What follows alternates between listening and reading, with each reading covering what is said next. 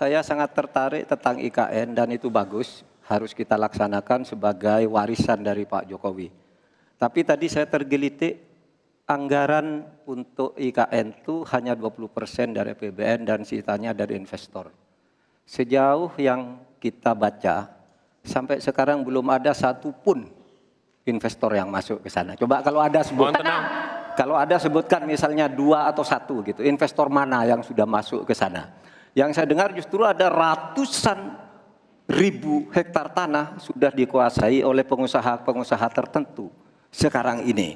Nah, saya setuju ke depannya itu agar mengundang investor, IKN harus diteruskan tetapi pendanaannya harus sesuai dengan tujuan semula, bahwa itu sebenarnya mengundang investor. Tapi sekarang ini yang sudah jadi itu semuanya dari APBN. Sehingga memang diperlukan langkah-langkah perbaikan agar warisan baik Presiden Jokowi ini bisa kita lanjutkan. Terima kasih, selesai. Saya setuju bahwa yang paling penting bukan soal infrastruktur dulu atau SDM dulu. Yang paling penting dari ini adalah kemampuan membaca skala prioritas.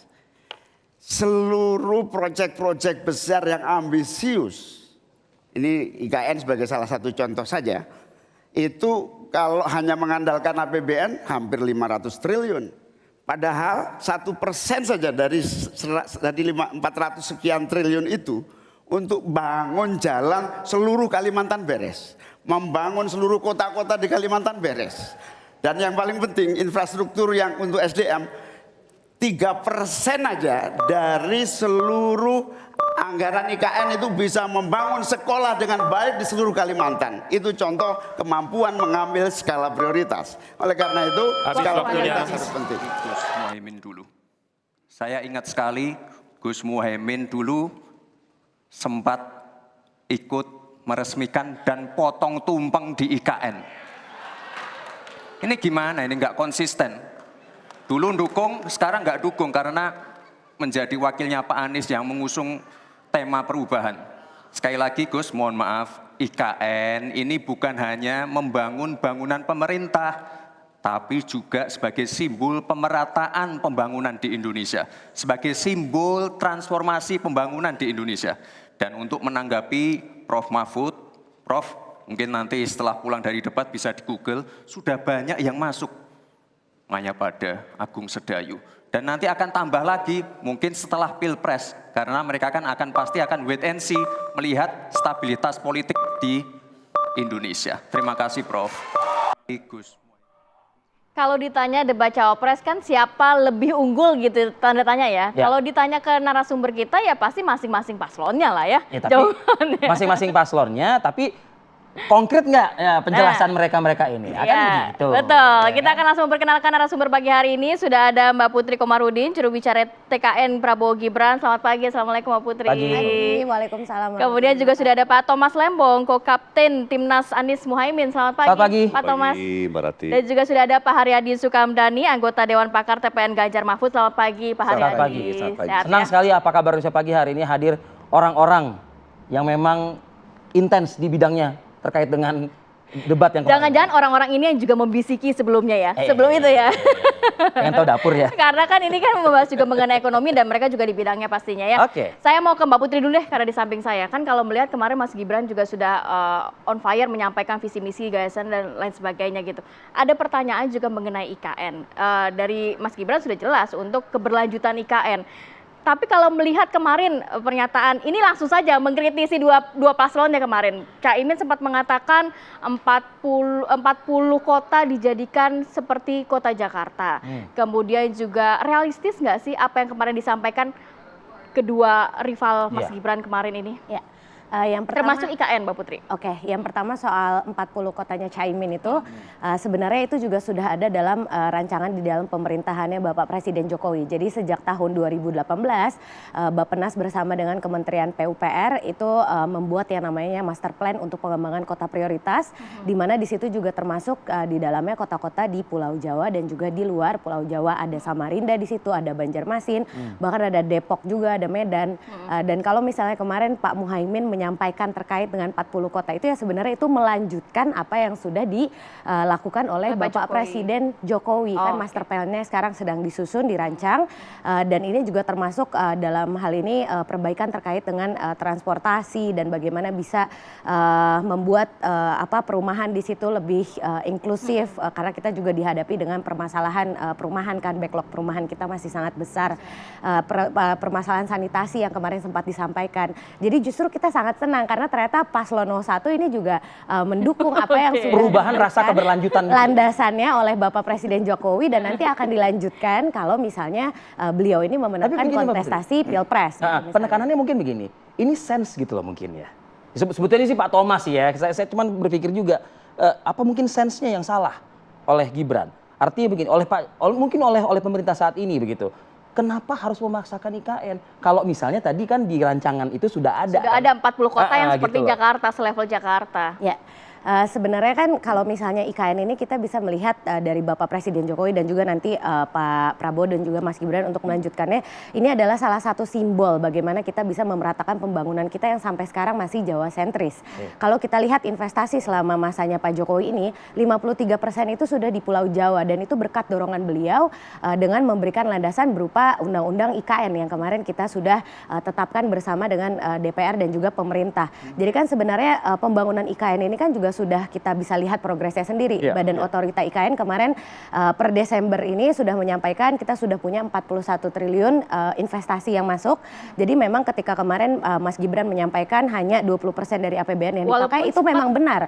Karena 466 triliun APBN yang dipakai itu 466 triliun anggaran, bukan APBN, anggaran keseluruhan untuk IKN, itu kan jangka panjang, long term. 20%-nya sekitar 80 triliun itu sekarang baru kita pakai 75 triliun. 41 kita sudah dapat ya investasinya sekarang. Di situ kita udah ada konsorsium Nusantara, udah ada juga walaupun dipertanyakan juga oleh Prof. Mahfud kemarin, siapa saja investornya? Karena dikuasai oleh pengusaha-pengusaha saja, bukan investor yang masuk ke dalam situ justru. Justru di sini kita bisa melihat bahwa investor dari dalam negeri juga sangat bersemangat karena ada yang namanya konsorsium Nusantara yang di situ juga mereka telah berkomitmen, udah groundbreaking juga tahap 1 kemarin, dan di situ kita juga bisa melihat banyak juga investor dari luar negeri yang bekerja sama dengan investor dalam negeri, seperti misalnya grup Marriott yang nanti akan membuat komplek perumahan perhotelan di situ juga, dan ini menunjukkan bahwa memang dengan landasan hukum yang kuat, komitmen pemerintah untuk menunjukkan dengan langsung menaruh APBN di situ, itu membuat investor asing juga semakin tertarik. Apalagi kalau pemilu 2024 sudah selesai, kita sudah punya kondisi politik yang lebih tenang, pasti nanti investor asing akan lebih banyak lagi yang masuk. Oke, ini saya mau bridging ke Pak Thomas, tapi masih ada satu hutang yang perlu Mbak Putri juga jelaskan terkait dengan penjelasan Mas Gibran. Kalau misalnya dari 400 triliun saja tadi, 1%-nya itu untuk pemakmuran infrastruktur jalan, apakah itu sudah terpikirkan oleh Gibran kemarin? Untuk apa? Ya untuk yang disampaikan Caimin kemarin. Untuk menyambungkan satu daerah dengan daerah yang lain dengan kondisi yang layak loh. Nah, gitu loh maksudnya. Sekarang gini, kita kan membuat anggaran untuk IKN ini kan kita juga tidak pernah melupakan anggaran untuk infrastruktur dasar yang lain gitu. Misalnya kalau kita lihat dari struktur APBN kita tahun 2024, kita tetap punya mandatory spending untuk infrastruktur seperti pendidikan, dan itu anggarannya nggak main-main, 600 triliun sekarang. Artinya ada juga di situ. Untuk alokasi untuk perbaikan pendidikan kita, dari mulai bagaimana infrastruktur pendidikan kita masih banyak yang belum layak sekarang. Terus untuk anggaran kesehatan tahun 2024 itu 180 triliun gitu. Jadi kalau misalnya dibilang kita ugal-ugalan dengan membuat IKN, walaupun kata Mas kita lihat sebenarnya untuk sektor pendidikan dan kesehatan yang menjadi komitmen pemerintah untuk memberikan layanan dasar saja, sebenarnya di setiap tahunnya di APBN kita selalu walaupun Mas Gibran menyatakan rasio pajak dinaikkan begitu ya, karena untuk biaya pendidikan dan lain-lain gitu ya. Mas Gibran kan kemarin sebenarnya ini juga kita sekaligus mau meluruskan ya, kan kemarin dibilangnya ada kontroversi terkait dengan apakah kita mau menaikkan pajak, yang Mas Gibran sampaikan itu justru kita mau memperluas basis pajaknya. Oke. Jadi kemarin kita di Komisi 11 kita menetapkan yang namanya Undang-Undang Harmonisasi Peraturan Perpajakan. Di situ kan kita ada integrasi NIK dengan NPWP di mana nanti basis pajaknya justru semakin luas. Oke, baik. Jadi bukannya mau menaikkan pajak tapi Memperluas. basis pajaknya itu kita luas. Jadi dibilang kemarin apa sempat ada bahasanya hunting di kebun binatang itu sebenarnya supaya Siapa yang bilang Poinnya itu ya. supaya bisa supaya Oke. justru yang selama ini mungkin belum terkena pajak justru kita Terkena bisa pajak. ya mewajibkan mereka untuk membayar kewajibannya kepada pemerintah. Pak Thomas melihat kemarin Caimin tetap konsisten mengenai IKN walaupun disinggung waktu peresmian IKN pertama juga hadir gitu kan. PKB hadir di sana, hadir di gitu. sana ya. Dan juga program-program atau visi misi yang disampaikan Caimin kemarin. Apakah juga dua rivalnya ini Anda melihatnya cukup inilah Caimin cukup jauh lah di atasnya atau gimana? Kami sangat gembira ya dengan penampilan Pak Mohaimin kemarin di debat Cawapres. Beliau yang paling banyak senyum, ya beliau yang paling jujur bicara apa adanya, ya kan. Kalau dicoba dijebak dengan istilah aneh, ya jujur bicara, nggak pernah dengar Apa tuh adanya, istilah. Meskipun Ya. kalau bicara apa adanya, orang lebih banyak persepsinya ke Pak Mahfud MD ya, Pak Thomas ya. Begini, ada dua aspek komunikasi. Ya. Pertama adalah isi kata-kata yang disampaikan. Oke. Kedua adalah gaya menyampaikannya. Ya. Kan? Nah, yang hemat saya kami sangat gembira. Ya. Pak Mohaimin itu kelihatan sekali, ya orang yang ceria, ya yang baik, yang santun dan jujur. Oke. Nggak pura-pura ngerti kalau memang tidak mengerti, ya, aneh, istilah aneh gitu. Dan kemarin kan Mas Gibran sangat agresif ya, Ya. sampai suatu saat. Anda melihat agresif ya? Saya kira itu jelas. Saya kira jelas kelihatan bahwa beliau dilatih untuk agresif malam itu. Dilatih untuk Dilatih agresif. untuk menjadi agresif. Misalnya di saat beliau mendekati podium Pak Mohaimin, itu kan sebuah gerakan yang sangat kayak mengancam gitu ya. Nah, Pak Mohaimin punya rasa bijaksana ya untuk tidak ikut bereaksi, betul. ya kan? Ayo gitu. Ya kan? Aksi reaksi gitu. Aksi reaksi. Jadi beliau tahan diri, Responnya lebih santai, ya lebih tahan diri, ya kan? Dan itu yang kita sukai ya. Ya. Terkait gagasan atau kebijakan, ya. Yang beliau bicara kemarin, ya, membangun 40 kota, ya, semenanjung Indonesia itu tentunya kelanjutan dari yang sudah disampaikan Pak Anies. Ya, kita mau membangun 14 kota, ya, se-Indonesia. Nah, itu 14 kota adalah kota-kota primer. Kita sudah perluas menjadi kota-kota sekunder, ya kan, dan mulai memperluasnya ke kota-kota tersier, ya. Ya. Nah, cuman begini, satu penyakit kita di politik di seluruh dunia, ya, adalah politisi yang menjanjikan bumi dan langit. Ya, bahwa dia janji makan siang gratis 500 T bisa, ya kan, bangun IKN 500 T bisa, kemudian perpanjang kereta cepat Jakarta Bandung sampai ke Surabaya, nanti anggarannya berapa ratus T lagi bisa, semuanya bisa, ya kan, bahwa tidak harus memilih, ya kan. In effect itu nggak mungkin, dompet kita tidak tanpa batas, ya kan, kita Harus ada ada punya prioritas. keterbatasan. Limited dong berarti. Ya, bukan hanya APBN, tapi bahkan sumber daya yang ada di dalam ekonomi, ya, itu terbatas. Kecuali kita mau cetak uang, ya kan, yang nanti ujungnya inflasi, ya kan. Jadi dengan asumsi kita tidak mau ambil utang lebih gede lagi, ya, dengan asumsi kita tidak mau cetak uang, dompet kita terbatas sebagai nasional, ya, swasta maupun pemerintah, termasuk pemerintah sebagai APBN. Jadi ya kan? sikapnya Anies Mohaimin? Bertanggung jawab, ya, bahwa nggak bisa bangun IKN terus juga bangun 40 kota, juga perpanjang kereta cepat Jakarta Bandung ke Surabaya, dan juga ini juga itu juga makan siang, itu nggak mungkin, udah pasti nggak mungkin. Jadi ada yang prioritas ya. Harus diprioritisasi, ya. Jadi kita sangat disiplin. Yang lain diselepet aja gitu ya. Nah, itu yang hemat kami justru kurang mendapat perhatian dalam substansi kebijakan sejauh ini, yaitu reformasi struktural. Dan itulah esensi daripada slepetnomics. Ya.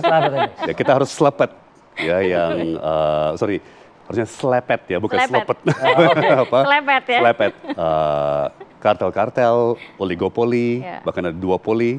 Ya, kita harus lepet 100 orang terkaya di Indonesia yang menguasai begitu banyak sumber daya ekonomi kita. Ya, hanya 1% dari korporasi Indonesia menguasai 68% dari lahan Indonesia. Jadi menerima investor di IKN dengan mudah seperti itu bahaya juga menurut Anda gitu. Begini, balik lagi, hemat kami asumsi-asumsi di belakang IKN ini sangat tidak realistis.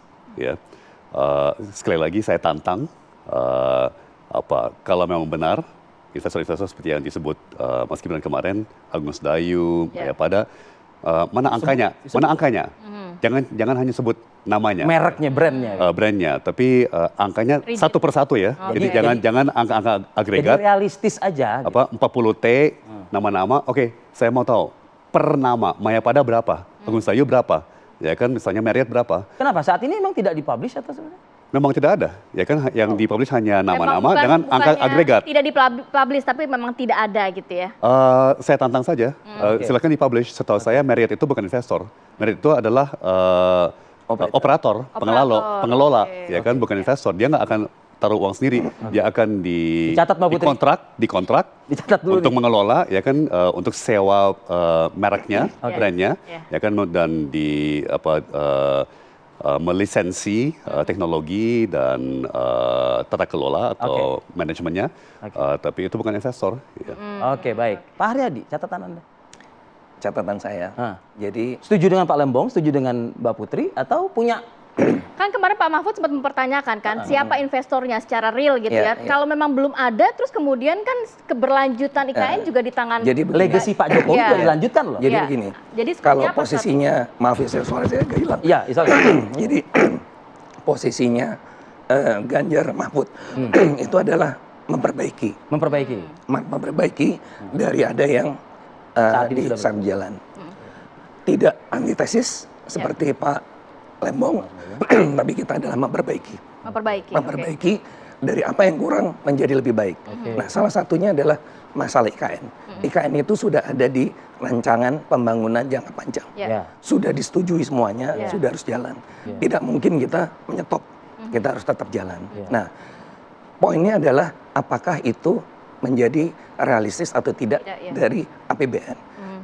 Dari kami tentu akan membuat suatu reprofiling terhadap langkah-langkah kita ke depan. Ya. Nah, jadi tidak mungkin kita memaksa sesuatu proses project segitu besar dalam suatu waktu yang pendek. Itu yang jelas itu. Ya. Nah, Bertahap lah. Kan? bertahap. Nah, lalu mengenai investor sampai hari ini Ya. yang masuk Ada itu pengusaha nih, Pak. ya, yang masuk itu hanya menyatakan keinginan LOI. Mereka akan masuk adalah pada saat pembangunan itu atau sudah uangnya mulai masuk. berjalan. Ya, sampai saat ini yang uangnya masuk itu hanya konsorsium Nusantara. Itu pun baru bikin hotel. Hotel yang jumlahnya 191 kamar. Ya. Itu kira-kira nilai investasinya, Mas. Kalau 2 miliar per kamar, itu tidak lebih dari 400 miliar. Dan Marriott betul dianya sebagai operator. Ya, bukan sebagai investor. Ya.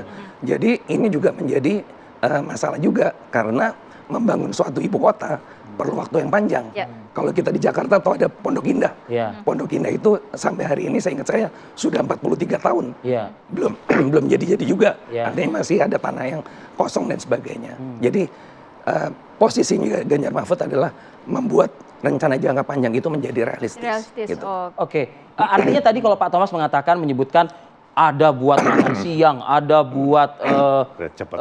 pokoknya macam-macam kereta cepat. KR. Artinya Anda di realistis. pasangan nomor 3 Ya, itu tidak realistis. Oke. Jadi makan siang itu tidak realistis karena menurut pandangan kami justru sekarang ini perlindungan sosial kita itu udah tinggi.